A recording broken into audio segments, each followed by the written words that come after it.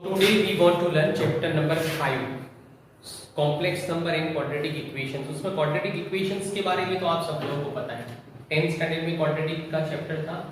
ठीक है, complex number तुम्हारे लिए नया चैप्टर है। एक्चुअली मैं आप लोगों को बता दूं, मैंने जो सबसे पहले शुरुआत की थी, जो फर्स्ट लेक्चर था हमारा, वो फर्स्ट लेक्चर के अंदर मैंने तुम लोगों को 7 टाइप ऑफ नंबर्स बताए थे। याद है? टाइप ऑफ नंबर्स, जो 7 टाइप ऑफ नंबर्स हैं, ठीक है ना, 7 टाइप ऑफ नंबर्स हैं। वो उसके अंदर पॉजिटिव इंटीजर्स आते हैं, प्लस 1 2 3 4 5, वो सब पॉजिटिव है इंटीजर। फिर नेगेटिव इंटीजर्स आते हैं, -1 -2 -3 -4, वो नेगेटिव इंटीजर्स हैं। जो कंप्लीट नंबर होते हैं वो इंटीजर होते हैं, आगे प्लस है तो पॉजिटिव, आगे माइनस है तो नेगेटिव। फिर उसके बाद 0 एक नंबर है, कितने हो गए? 3 हुए। कैलकुलेशन करना बता, देखो दिमाग चलाना है आप सबको, ठीक है। तो पॉजिटिव नंबर से, पॉजिटिव इंटीजर से, नेगेटिव इंटीजर से 0 है, 0 है। उसके बाद फ्रैक्शंस, अगर 1/2 है उसके आगे प्लस है तो पॉजिटिव फ्रैक्शन है, पॉजिटिव फ्रैक्शन है, आगे माइनस है तो नेगेटिव फ्रैक्शन। कितने हो गए? 5 हुए ना, 5 हो गए। उसके बाद बका इरेशनल नंबर्स आते हैं, अंडर रूट में 2। आफत वाले नंबर इरेशनल नंबर्स होते हैं। आफत वाले नंबर क्यूब रूट है, स्क्वायर रूट है, फिफ्थ रूट है, 51th रूट है, वो सारे नंबर इरेशनल नंबर्स हैं। कितने हुए? 6। और फिर ये जो आई वाले नंबर्स हैं, √3i, a plus B I, 2 plus 3i। जो नंबर के अंदर आई आता है वो नंबर्स को बोलते हैं complex number, imaginary number, complex number. तो this are the 7 type of numbers. उसके बाद फिर फर्स्ट लेक्चर के अंदर मैंने पढ़ाया था सेट ऑफ नंबर्स के बारे में। तो NZQRC जो है वो सेट ऑफ नंबर्स है। तो NZQRC जो है वो सेट ऑफ नंबर्स है, सेट ऑफ नंबर्स, NZQRC। अच्छा, उसके अंदर तुम देखो बका, देखो मैथ्स के अंदर कोई भी चीज रटने जैसी नहीं होती, उसमें R के बाद C है। N, उसके अंदर एक ही टाइप के नंबर आते हैं, पॉजिटिव इंटीजर्स। Z के अंदर 3 टाइप के नंबर आते हैं, negative integer, 0 and positive integer. Z में 3 हुए। अच्छा, Q के अंदर 5 टाइप के नंबर आते हैं, negative integer, positive integer, 0, negative fraction, positive fraction, 5 type के नंबर्स आते हैं। फिर उसके बाद NZQ, फिर R के अंदर 6 टाइप के नंबर्स आते हैं, positive integers, negative integer, 0, positive fraction, negative fraction, ठीक है। एंड इरेशनल नंबर, आफत वाले नंबर, वो R के अंदर आते हैं, 6 टाइप के नंबर आते हैं। और C जो है वो सेट ऑफ कॉम्प्लेक्स नंबर है बका, उसके अंदर ऑल 7 टाइप ऑफ नंबर्स आते हैं। जो आगे 6 बोले मैंने, 6 जो नंबर्स बताए वो सब C के अंदर आ जाते हैं। और उसके अलावा फिर I जिसके अंदर होता है, जो नंबर के अंदर वो नंबर्स आते हैं, तो वो हुआ सेट ऑफ कॉम्प्लेक्स नंबर, जिसको हम लोग C कहते हैं।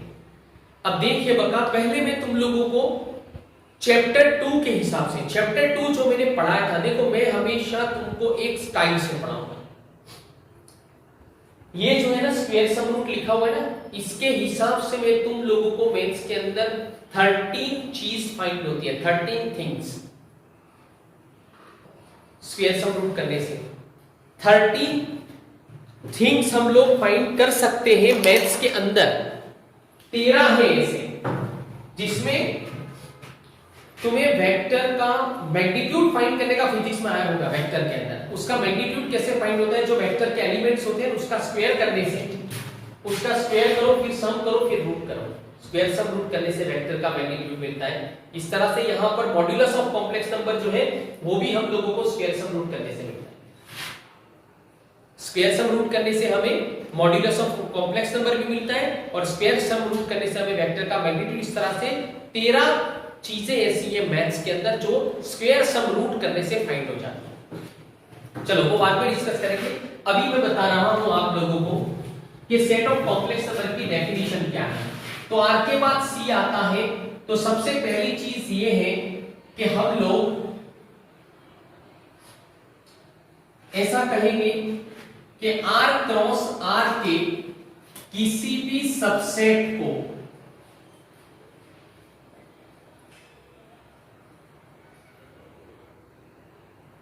सेट ऑफ कॉम्प्लेक्स नंबर कहा जाता है। R क्रॉस R के किसी भी सबसेट को सेट ऑफ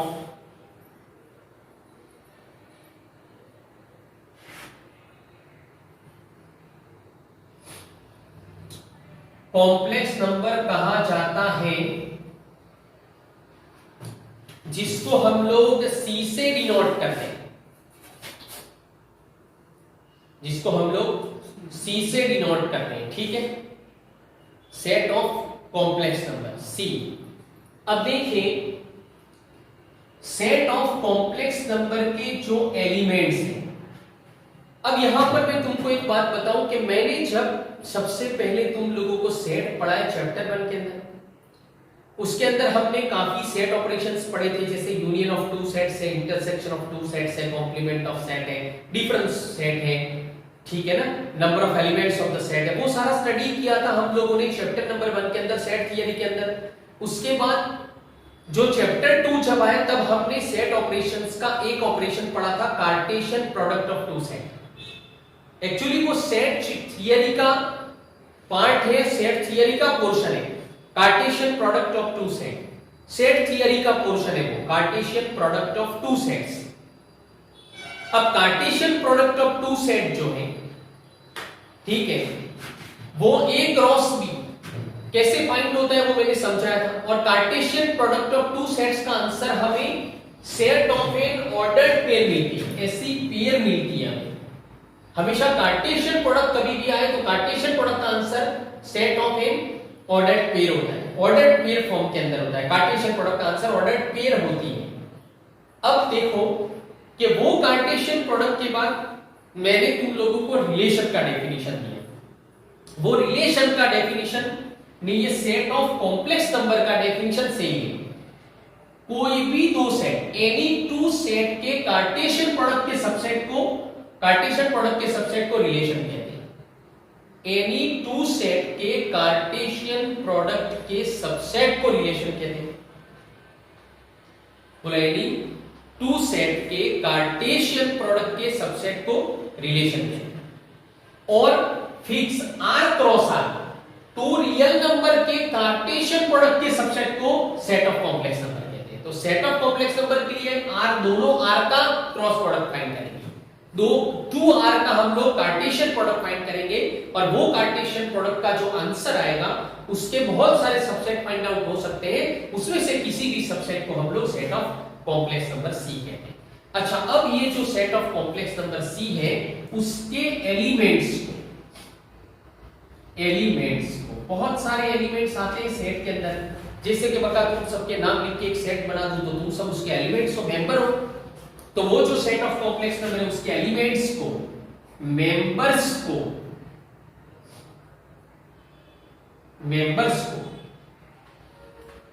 कॉम्प्लेक्स नंबर कहा जाता है, उसको कॉम्प्लेक्स नंबर कहते हैं।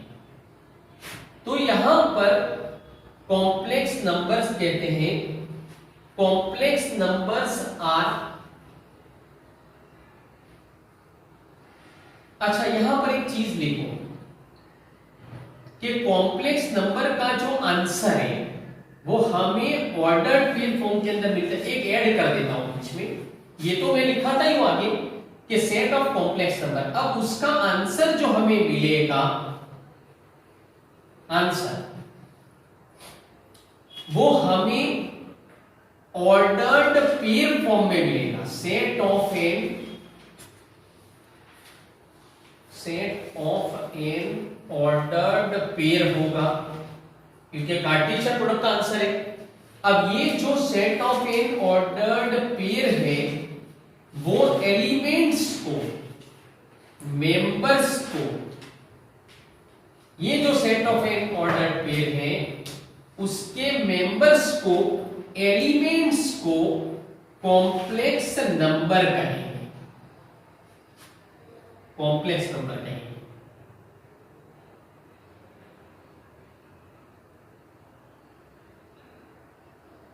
कॉम्प्लेक्स नंबर कहेंगे। ये जो कॉम्प्लेक्स नंबर है उसको Z से, अल्फा बीटा गेमा से डिनोट करते हैं। Complex number are denoted by Z alpha beta गेमा।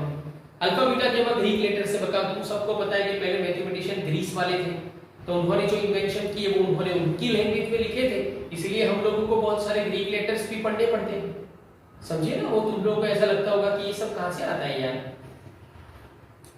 ठीक है ना, मान लो कि दिव्या कोई इन्वेंशन करती है तो वो उसकी भाषा में लिखेंगी ना, इंग्लिश में कर भी सकते हैं ना। हाँ, ऐसा अपने आप को ऐसा मत सोचो कि हम साइंटिस्ट नहीं बन सकते, बन सकते हैं, ठीक है, ओके, लेकिन अभी नहीं बनना है, अभी तो खाली स्टडी करना है, ठीक है। Complex number are denoted by z alpha beta gamma. अच्छा, ये जो कॉम्प्लेक्स नंबर है उसका रिप्रेजेंटेशन के 3 फॉर्म्स हैं। तो there are 3 forms of representation of complex number, 3 forms of complex number z लिख देता हूं, 3 forms of z। अच्छा, उसके अंदर सबसे पहला फॉर्म जो आएगा वो तो ऑर्डर्ड पेयर फॉर्म होगा। बोलो ऑर्डर्ड पेयर फॉर्म होगा नहीं। ऑर्डर्ड पेयर फॉर्म कहां से आया, ये कहां से आया आप सब समझ सकते हो। ऑर्डर्ड पेयर फॉर्म कहां से आया, कॉम्प्लेक्स नंबर का ऑर्डर्ड पेयर फॉर्म, क्योंकि ये कार्टेशियन प्रोडक्ट के सबसेट को सेट ऑफ कॉम्प्लेक्स नंबर कहते हैं, और सेट ऑफ कॉम्प्लेक्स नंबर का आंसर ऑर्डर्ड पेयर फॉर्म में होता है, ऑर्डर्ड पेयर फॉर्म में होता है, तो वो एलिमेंट्स को कॉम्प्लेक्स नंबर कहते हैं। तो बोलो ऑर्डर्ड पेयर होगी कि नहीं होगी कॉम्प्लेक्स नंबर, है ना। तो ऑर्डर्ड पेयर फॉर्म कहां से आया, ऑर्डर्ड पेयर फॉर्म हमें डेफिनेशन से मिली। बोलो कहां से मिली है, हमें डेफिनेशन से हमें ऑर्डर्ड पेयर फॉर्म मिलता है। फिर दूसरा आता है फॉर्म हैविंग आई, फॉर्म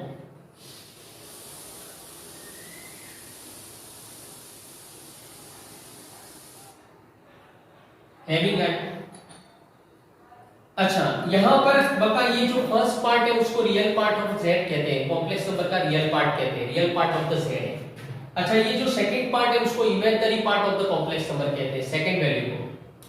जैसे फर्स्ट वैल्यू को ट्रिगोनोमेट्री में cos की वैल्यू कहते हैं, फर्स्ट वैल्यू cos की वैल्यू होती है, सेकंड वैल्यू sin की वैल्यू होती है। ये फर्स्ट वैल्यू रियल पार्ट है, ये सेकंड वैल्यू इमेजिनरी पार्ट है, समझे, रियल पार्ट इमेजिनरी पार्ट कहते हैं, ओके। अच्छा, रियल पार्ट के पहले 2 लेटर्स को पकड़ लो तो RE से डिनोट करते हैं रियल पार्ट को। अच्छा, इमेजिनरी पार्ट के पहले 2 लेटर को पकड़ लो तो उसको IM से डिनोट करते हैं, ठीक है। तो ये रियल पार्ट है, ये इमेजिनरी पार्ट है। अब देखो, इसीलिए इसका एक फॉर्म अलग से फाइंड आउट किया गया, IA प्लस IB। अच्छा, इसके अंदर I जो है ना वो इमेजिनरी कॉम्प्लेक्स नंबर है, उसका इन्वेंशन किया गया था, ये पूरा चैप्टर उसके ऊपर डिपेंड करता है। I is equal to 0 1 is known as imaginary complex number। वो जो डेफिनेशन है जिसने इसको इन्वेंशन किया उसने वो डेफिनेशन दी हुई है। तो a प्लस IB के फॉर्म में भी उसको डिनोट कर सकते हैं। यहां पर मैंने प्लस लिख दिया, a को ऐसे ही लिखा, b इमेजिनरी पार्ट है, वो इमेजिनरी पार्ट है, ऐसे इंडिकेट करने के लिए हमने I लिखा, समझो। तो I जो है ना वो सिर्फ इंडिकेट करता है कि वो जो पार्ट जिसके अंदर I होता है वो पार्ट हमेशा इमेजिनरी पार्ट होता है, और जिसके अंदर I नहीं होता वो पार्ट हमेशा रियल पार्ट होता है। अच्छा, यहां पर a is equal to r cos theta लिख दूं, b is equal to r sin theta लिख दूं, b is equal to r sin theta लिखने से, a is equal to r cos theta लिखने से इसका हमें ट्रिगोनोमेट्रिक फॉर्म मिलेगा। अब बका तुमको मैंने एक बार बोला था, एक बार नहीं वैसे तो 10 बार बोला कि sin cos ट्रिगोनोमेट्री के माई बाप है sin cos tan cosec sec ने cot, ये 6 ट्रिगोनोमेट्रिक फंक्शंस हैं। ये कभी भी तुम्हारे सामने आए तो समझना है कि वो ट्रिगोनोमेट्री आ गई, ट्रिगोनोमेट्री आ गई, बस इंडिकेशन है वो ट्रिगोनोमेट्री ही है। सब कुछ वहां पे तुम्हें ट्रिगोनोमेट्री का अप्लाई करना पड़ेगा। तो ट्रिगोनोमेट्री की जो फाइल है तुम्हारे दिमाग के अंदर उसको ओपन करनी पड़ेगी, क्लिक करके। तो चलो ट्रिगोनोमेट्री की फाइल ओपन कर है ना, सब फाइल बना देना दिमाग में, अच्छा रहेगा, स्टोरेज अच्छी तरह से होगा। फिर ऐसा ना हो कि सब कुछ भर दिया तो बोलेगा मेमोरी फुल डिलीट समाएगा, डिलीट करने में प्रॉब्लम टाइम होगा फिर। अच्छा, तो ऐसे मेमोरी के अंदर दूसरा भी मत डालना। अच्छा, जो जरूरी है उसको डाल देना, e equal to r cos theta, b is equal to r sin theta रखने से हम लोगों को ट्रिगोनोमेट्रिक फॉर्म मिलता है। इसको ट्रिगोनोमेट्रिक फॉर्म कहते हैं क्योंकि sin and cos का जब भी आए हम उसको क्या कहते हैं, बोलो ट्रिगोनोमेट्रिक फंक्शंस है। तो ट्रिगोनोमेट्रिक फॉर्म है, और इसका दूसरा भी नाम है पोलर फॉर्म। बोलो दूसरा नाम क्या है, पोलर, ओके।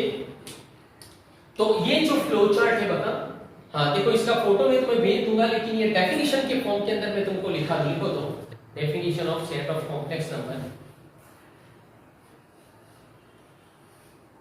उसमें लिखो any subset of R cross R any subset of R cross R is called set of complex number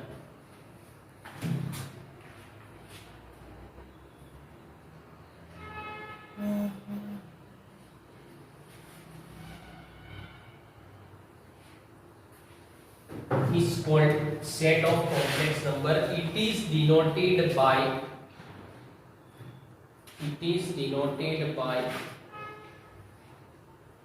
capital C.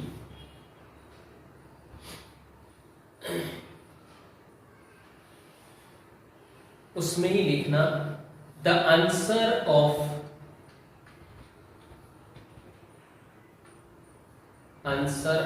C is always in the form of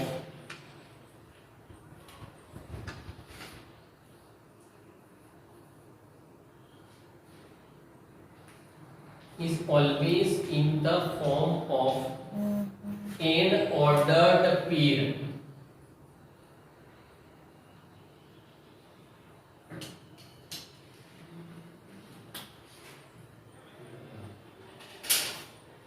Is always in the form of an ordered pair.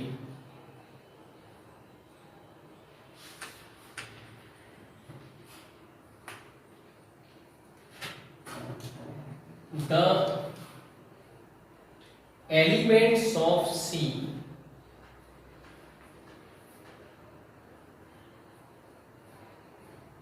Bracket में ordered pair, the elements of C bracket में ordered pair is called complex number.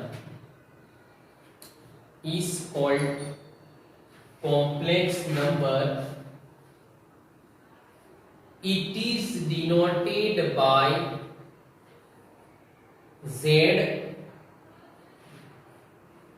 alpha, Z, alpha, beta, Z, M, Z alpha beta M. तो हम complex number तक पहुंच गए. Okay, अब देखिए बका, ये जो 3 forms of a complex number है वो मैं तुम्हें फ्लो चार्ट भेज दूंगा. उसके बाद फिर लिखो basic definitions of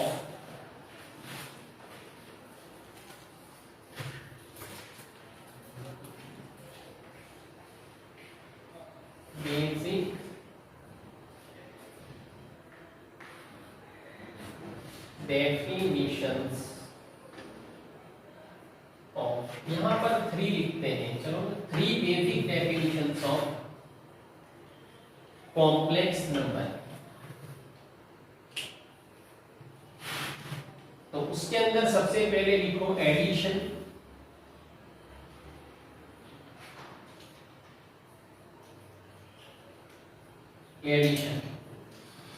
number 1 addition.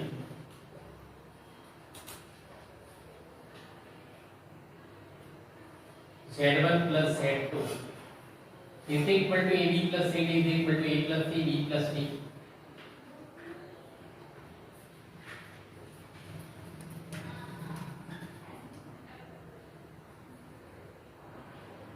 Equality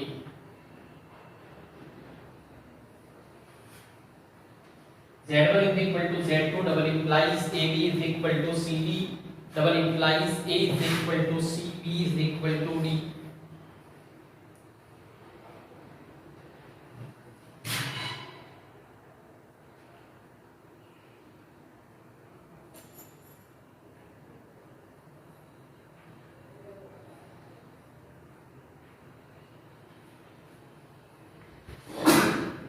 Multiplication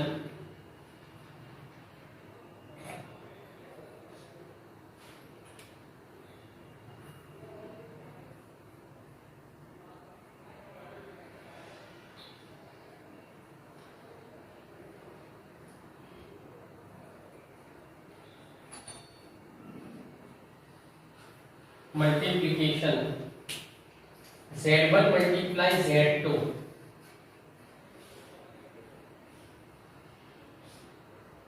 is equal to AB multiply CD is equal to AC minus BD comma AD plus BC. Straight then subtraction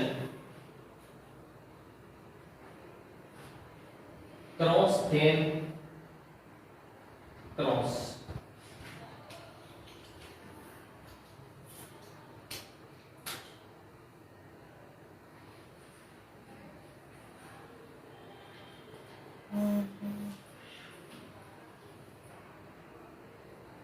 Straight then subtraction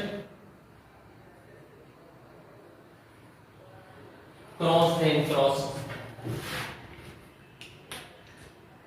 तो देखो बका, इसको समझना है। These are the three basic definitions of complex numbering कि भाई addition कैसे होगा। तो कॉरस्पॉन्डिंग एलिमेंट्स को ऐड करने से एडिशन मिल जाएगा। Addition of two complex number is obtained by adding corresponding elements. देखो मैंने a प्लस सी किया, फर्स्ट एलिमेंट को ऐड कर दिया, सेकंड एलिमेंट को ऐड कर दिया, समझे? तो फर्स्ट एलिमेंट को ऐड कर दिया, देखो ना a plus C b plus D, second element को ऐड कर देने से मतलब कॉरस्पॉन्डिंग एलिमेंट का एडिशन करने से हमें एडिशन मिल जाएगा कॉम्प्लेक्स नंबर का। तो समझ आ गया? अच्छा, if two complex number are equal, if two complex number are equal then corresponding elements are equal. If two complex number are equal then corresponding elements are equal. कि भाई फर्स्ट एलिमेंट इक्वल होंगे, second element equal होंगे। तो अगर corresponding element equal है तो दो complex number equal होंगे, दो कॉम्प्लेक्स नंबर इक्वल है तो corresponding एलिमेंट इक्वल होंगे। बोलो if two complex number are equal then corresponding elements are equal. नहीं, if corresponding elements are equal then two complex number are equal. Okay, तो two complex number are equal then corresponding elements are equal, and if corresponding elements are equal then two complex number are equal. This is the definition for equality of a complex number. Multiplication of complex number वो सिर्फ हमें आई square find करने के लिए use काम का है। फिर बाद में जाके तो हम लोग क्या करेंगे कि हम लोग है ना a प्लस IB के फॉर्म में सारे कॉम्प्लेक्स नंबर को ला देंगे। अगर हम a प्लस IB के फॉर्म के अंदर सर कॉम्प्लेक्स नंबर को ला देते हैं तो फिर हम उसका मल्टीप्लिकेशन करने के लिए हम जो पहले ब्रैकेट ओपन करते थे, ठीक है ना, ऐसे ही सिंपल फॉर्म के अंदर, सिंपल वे के अंदर जैसे हम लोग पहले करते थे ऐसे ही मल्टीप्लिकेशन हो जाएगा। a प्लस IB वाला फॉर्म है तो, लेकिन अगर ऑर्डर्ड पेयर फॉर्म है तो पहले मल्टीप्लिकेशन होगा कॉरस्पॉन्डिंग का। फर्स्ट को फर्स्ट के साथ मल्टीप्लाई करो तो AC मिला, सेकंड को सेकंड के साथ मल्टीप्लाई करो तो BD मिला। अगर तुम स्ट्रेट मल्टीप्लाई करते हो, पहले को पहले के साथ, दूसरे को दूसरे के साथ, वो स्ट्रेट हुआ। स्ट्रेट मल्टीप्लाई करो तो बीच में सब्ट्रैक्शन करो, माइनस करो, स्ट्रेट देन सब्ट्रैक्शन। ऐसे आ गया ना, स्ट्रेट का है, सब्ट्रैक्शन का है, ऐसे सांस ससुर सब आएगी। इंपॉर्टेंट कैरेक्टर है वैसे भी तुम्हारी लाइफ में आने वाले। हाँ, तो स्ट्रेट देन सब्ट्रैक्शन, समझे ना? अच्छा, क्रॉस देन प्लस, अगर क्रॉस करता हूं, देखो मैं क्रॉस करता हूं इधर, फर्स्ट का मैंने सेकंड के साथ किया, देखो AD लिखा है इधर, AD। ये कौन सा एलिमेंट है? A कौन से नंबर का एलिमेंट है? पहले नंबर का। और D कौन से नंबर का एलिमेंट है? दूसरे पेयर में। हां, सेकंड नंबर का है ना। फर्स्ट को सेकंड के साथ मल्टीप्लाई किया तो मैंने क्रॉस किया कि नहीं किया? फर्स्ट को फर्स्ट के साथ नहीं किया, फर्स्ट को सेकंड के साथ मल्टीप्लाई किया तो वो क्या हुआ? क्रॉस हुआ कि नहीं? अच्छा, फर्स्ट को सेकंड के साथ मल्टीप्लाई कर दिया, फिर सेकंड जो है ना B, उसको फर्स्ट के साथ मल्टीप्लाई किया, देखो BC। तो क्रॉस अगर करो मल्टीप्लिकेशन में तो प्लस लिखो, क्रॉस तो क्रॉस, प्लस तो क्रॉस ही है ना। अरे समझे? Straight then subtraction, cross then plus, cross then plus, cross then cross बोल सकते हो। बोलो मेरे साथ, straight then subtraction, cross then cross. वहां पे प्लस भी बोल सकते हो, क्रॉस देन प्लस, तुम्हारी मर्जी है। क्रॉस करो तो प्लस करो, स्ट्रेट करो तो माइनस करो, सब्ट्रैक्शन। ओके, अब देखो बका, ये तो तुमने लिख दिया अभी। चलो, एडिशन कैसे मिलेगा? कॉरस्पॉन्डिंग एलिमेंट को ऐड करने से। इक्वल हो तो क्या होगा? कॉरस्पॉन्डिंग एलिमेंट इक्वल होगी। अरे कॉम्प्लेक्स नंबर इक्वल हो तो क्या होगा? कॉरस्पॉन्डिंग एलिमेंट इक्वल होगी। सब याद कर लो बका, अभी तुम्हारे फोकस करो, कंसंट्रेट करो। देखो हर काम के अंदर कंसंट्रेशन रिक्वायर्ड है बका। अभी देखो ये क्रिकेट चलता है, IPL चलता है, उसके अंदर कंसंट्रेशन कितना रिक्वायर्ड है। अगर कंसंट्रेशन नहीं रखेगा कोई भी तो उसका विकेट चला जाएगा, है ना, हार जाएंगे वो। तो तो वहां पर भी उनको कंसंट्रेशन की, हर काम के अंदर मुझे तुम्हें पढ़ाना है, कंसंट्रेशन फोकस की जरूरत होती है। ठीक है, तो यहाँ पर बता कॉम्प्लेक्स नंबर इक्वल है तो corresponding element equal, complex number को एडिशन करना है तो कॉरेस्पॉन्डिंग एलिमेंट को ऐड करो, कॉम्प्लेक्स नंबर का मल्टीप्लिकेशन करना है तो स्ट्रेट देन सब्ट्रैक्शन लो, क्रॉस करो तो प्लस करो, cross then cross, straight then subtraction. बोलो दिमाग में बैठ गया?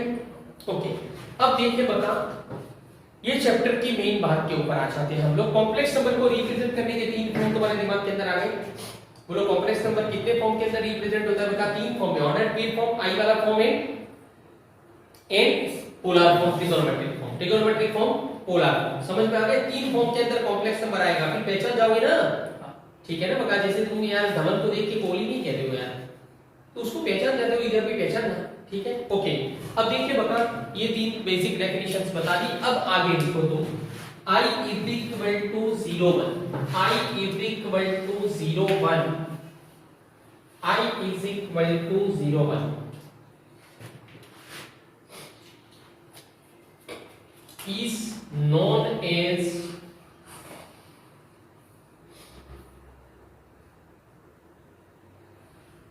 imaginary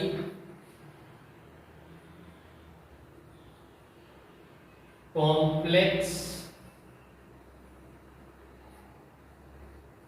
number। I is equal to 0 1 is known as imaginary complex number। ये इन्वेंशन किया गया है।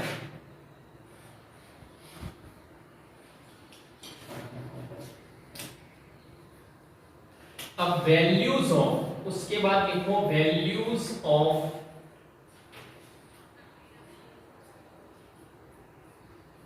higher, values of higher powers of I,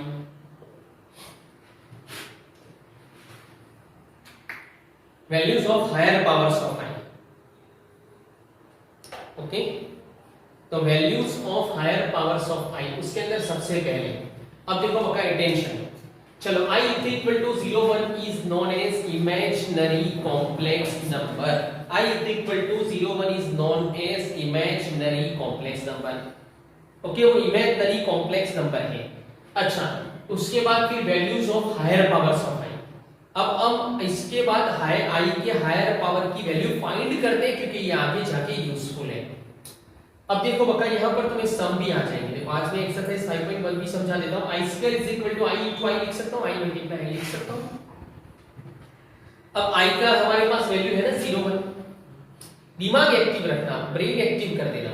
I is equal to 0 1, I is equal to 0 1 है ना, 0 1 multiply 0 1, straight then subtraction, cross then plus. देखो 0 multiply 0 straight किया, 1 into 1 straight किया, 0 multiply 0 1 into 1, तो बीच में माइनस कर दिया, सब्ट्रैक्ट स्ट्रेट मल्टीप्लाई किया तो सब्ट्रैक्शन कर दिया, क्रॉस करो 0 multiply 1 1 multiply 0 1 multiply 0 0 multiply 1, cross करो बीच में प्लस कर दिया, क्रॉस देन प्लस।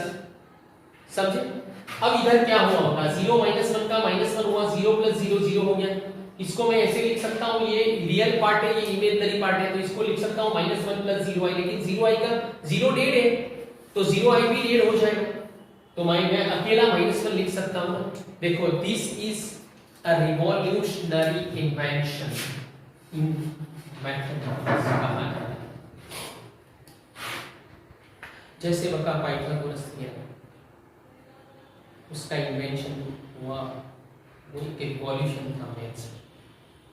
तुमने 10th स्टैंडर्ड के अंदर जहां पर भी राइट एंगल ट्रायंगल देखा, राइट एंगल ट्रायंगल सुना, राइट एंगल ट्रायंगल देखा, वहां पर तुमने पाइथागोरस को अप्लाई किया ही होगा बहुत बार। तो इस तरह से बताना नेगेटिव नंबर जो है उसका रूट पॉसिबल नहीं। अभी तक तुमको पता नहीं है कि नेगेटिव नंबर का रूट पॉसिबल, ऐसा पता नहीं है। अब पता तुमको समझा सकता हूं कि नेगेटिव नंबर का रूट पॉसिबल है। एक्चुअली नेगेटिव नंबर का रूट फाइंड करने के लिए यहां पर ये I is equal to 0 1 का इन्वेंशन, उसको इन्वेंट किया गया। I is equal to 0 1, necessity is the mother of invention. कि भाई नेगेटिव नंबर का रूट फाइंड नहीं होता था, तो सोचते थे कि नेगेटिव नंबर का रूट फाइंड कैसे किया जा सकता है? तो वो एक नेसेसिटी थी हमारी, तो उसको अब पूरा करने के लिए ये i इज इक्वल टू 0 1, फिर उसके बाद i square is equal to -1 मिला। अब इसको मैं -1 into 3 लिख सकता हूँ, फिर मैं -1 के बदले i स्क्वायर लिख दूं तो माइनस चला गया, देखो चला गया। अब ये 3 का रूट 3 और i स्क्वायर का रूट i, रूट 3i, ये रूट में -3 का रूट फाइंड किया, नेगेटिव नंबर का रूट फाइंड किया गया i square is equal to -1 से। तो यहां से एक नई शुरुआत होती है मैथ्स के अंदर, समझे ना? यहां से एक नया टाइम आ जाता है, नया मोड आ जाता है, समझे? चेंज आया। तो इसीलिए बका i square is equal to -1 कैसे मिला, तुम्हारे दिमाग में बैठ गया। अच्छा, अब इसके बाद बका i का पावर 1 है, इधर 0 1 है, i स्क्वायर है, फाइंड किया। अब i स्क्वायर के बाद कौन सा पावर आएगा, तो i3, i4, i5 वो सब आएंगे। अब ये सब के लिए तुम i स्क्वायर का यूज कर सकते हो, i स्क्वायर की वैल्यू तुम्हारे पास है -1, i क्यूब है तो i स्क्वायर into i लिख सकते हो, i स्क्वायर की वैल्यू -1 पुट करो, -i मिला। i4 है तो i स्क्वायर का स्क्वायर लिख सकते हो, i स्क्वायर तो लिखना ही है, i स्क्वायर का स्क्वायर लिख दो, -1 का स्क्वायर लिखो, +1 आया, i4 का आंसर +1 आया। अच्छी बात है ना, बका वैल्यू मिली हमें i4 की +1। अरे खुशी होती है कि नहीं? स्माइल दो ना। हाँ, i5 है तो i स्क्वायर का स्क्वायर into i, -1 का square into i plus i, i6 है तो i स्क्वायर का क्यूब, -1 का क्यूब तो -1, i7 है तो i स्क्वायर का क्यूब into i, -1 का cube into i is equal to -i, i8 है तो i स्क्वायर 4 है तो -1 + 1। सब के अंदर i स्क्वायर लिखना है, i9 है i square 4 into i, -1 / 4 into i plus i, i10 है तो i स्क्वायर 5 -1 / 5 -1। समझे? i13 तक मैंने फाइंड किया, तुम लोग i14 भी फाइंड कर सकते हो, समझे? तो ये i = 0 1 लिखा, उसके बाद values of higher powers of i ये लिखना है आप।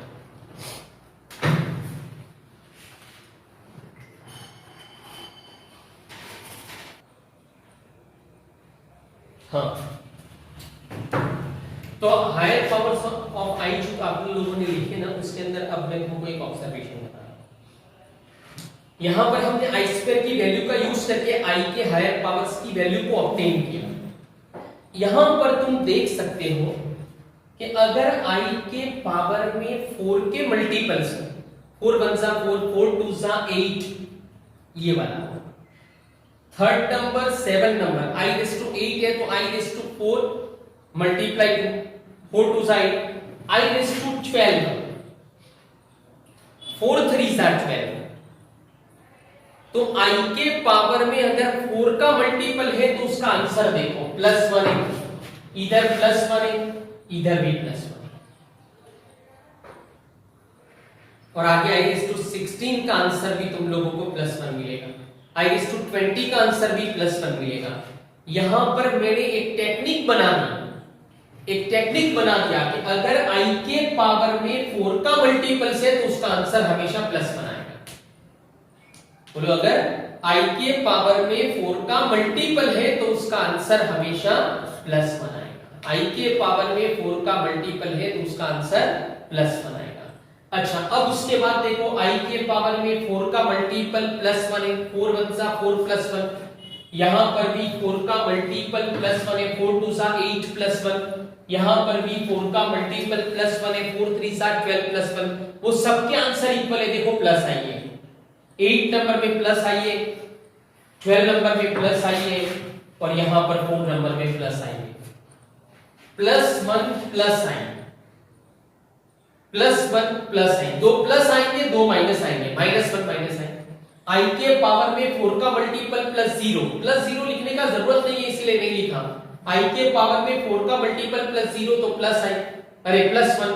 i के पावर में 4 का मल्टीपल +1 है तो प्लस आई, 4 का मल्टीपल +1 है तो प्लस आई, 4 का मल्टीपल +2 है तो -1, 4 का मल्टीपल +3 है तो -i, +1 0 1 2 3 देखो 4 के सबके अंदर लिखा 0 1 2 3 लिखा +1 +i -1 -i +1 +i -1 -i तुम देख सकते हो। देखो बका i के पावर में 4 का मल्टीपल 4 2 सा अरे 4 का मल्टीपल 4 1 सा 4 +2 है तो उसका आंसर -1 दिखता है तुम्हें।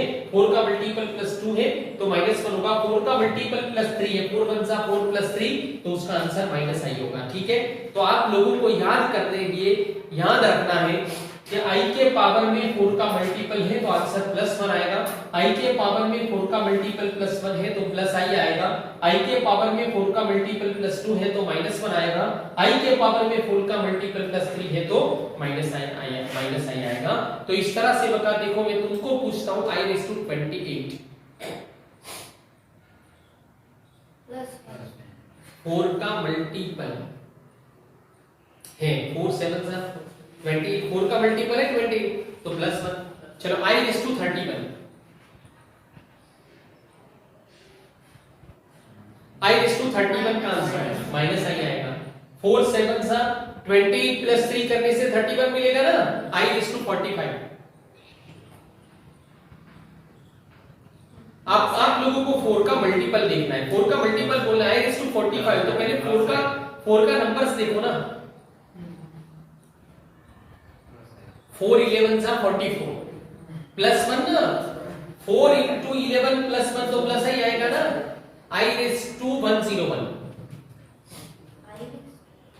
i⁻101 i का तो पावर बोलना पड़ेगा।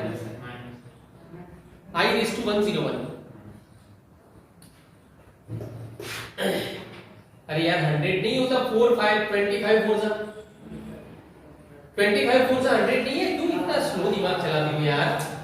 तुम तो सारे बॉल पे बोल्ड हो जाओगे यार क्रिकेट खेलोगे तो फास्ट दिमाग चलाओ ना। 4 into 4 multiplied 25 plus 1 है ना 101। तुम इस तरह से अब तुम्हारा दिमाग चला सकते हो कि नहीं।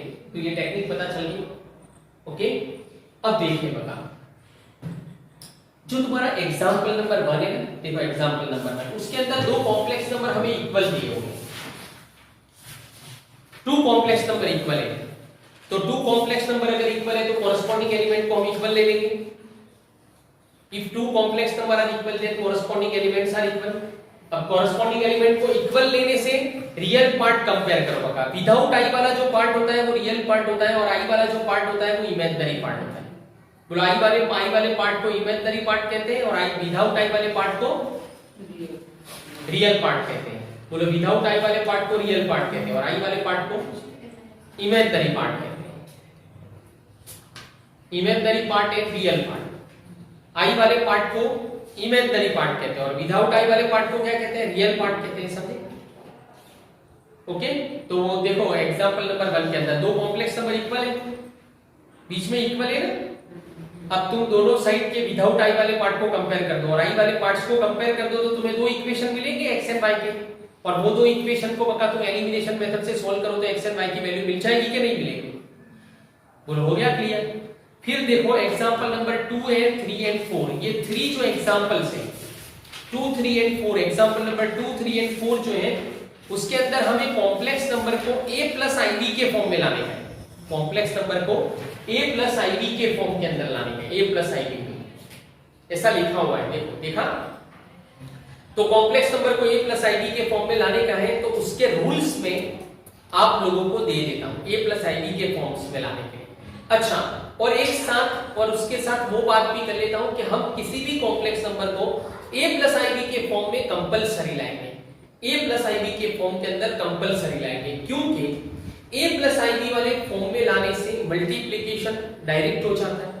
ऐसे याद नहीं रखना पड़ता straight then subtraction cross then plus cross then cross, ये याद नहीं रखना पड़ता। कंपैरिजन भी आराम से हो जाता है। अच्छा, उसकी जितनी भी डेफिनेशन मैं आप लोगों को दे रहा हूं वो भी a प्लस ib के हिसाब से दे रहा हूं, समझे ना। इसीलिए अब हम लोग i is equal to 0 1 imaginary complex number, उसके बाद i square is equal to -1 और फिर उसके बाद a प्लस ib वाला फॉर्म लाने के रूल्स और a प्लस ib वाला फॉर्म लाना। क्यों? क्योंकि हम सब कुछ जो है वो a प्लस ib के हिसाब से फाइंड करेंगे। ओके,